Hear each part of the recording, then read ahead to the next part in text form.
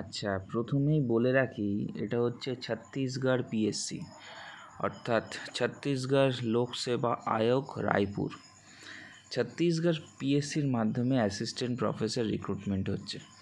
তার যে full notification কবে থেকে কি জারি হচ্ছে সমস্ত কিছু আমি বলে দিচ্ছি ইন ডিটেলসে, যাতে করে তোমাদের কোনো প্রকার সমস্যা না হয়।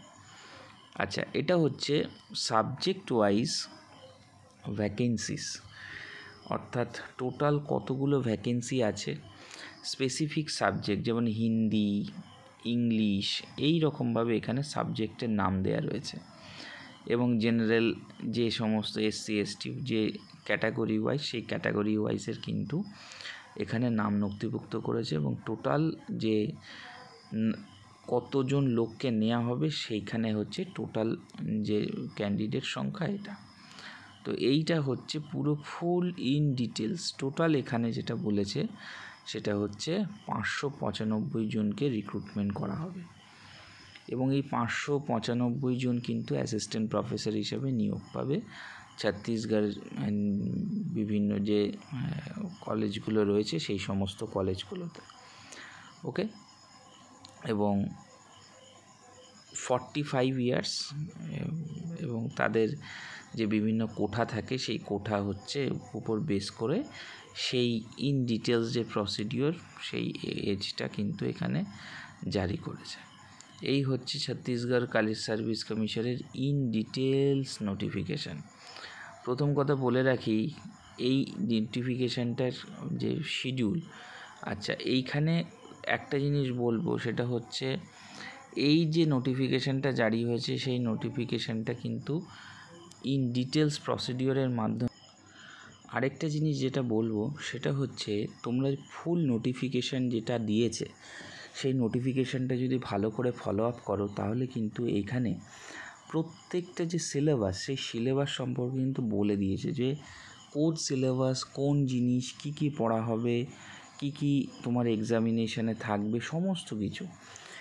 এবং ইন ডিটেলসে এখানে দেখো প্রত্যেকটা সাবজেক্ট ওয়াইজ কিন্তু বলে দিয়েছে যে তোমার কী কী পড়তে হবে। তো এই জিনিসগুলো প্র্যাকটিস করা কিন্তু ভীষণভাবে দরকার। যেমন পলিটিক্যাল সায়েন্সে main features of ancient political thought, manuscript, Kautilya, সমস্ত কিছু ইন ডিটেলসে কিন্তু এখানে বলে দিয়েছে যে প্রত্যেকটা জিনিস, প্রত্যেকটা সিলেবাস, প্রত্যেকটা টপিক থেকে কি কি আসবে প্রত্যেকটা ইন ডিটেলসে কিন্তু আলোচনা করে দিয়েছে।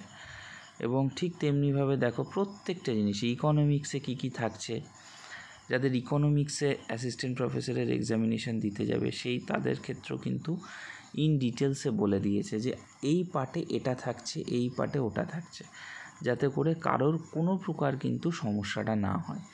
এক্সামিনেশান যেহেতু একটা সুন্দর সিলেবাস থাকে প্রত্যেকটা সাবজেক্টের, তোমাদের যেটা ফলো আপ করতে হবে সেটা হচ্ছে এই প্রত্যেকটা সিলেবাসকে যথোপযুক্তভাবে তোমরা এটাকে প্রিন্ট আউট করে নেবে।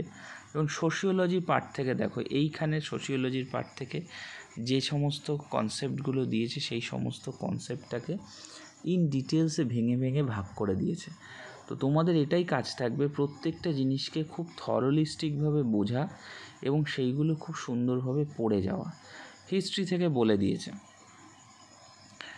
এই যে sources of ancient history, Indus valley civilization characteristics, Vedic civilization, Jainism, nomadic Greek, Gupta age, Chalukya, Pallava, in details procedure সম্পর্কে কিন্তু বলে দিয়েছে।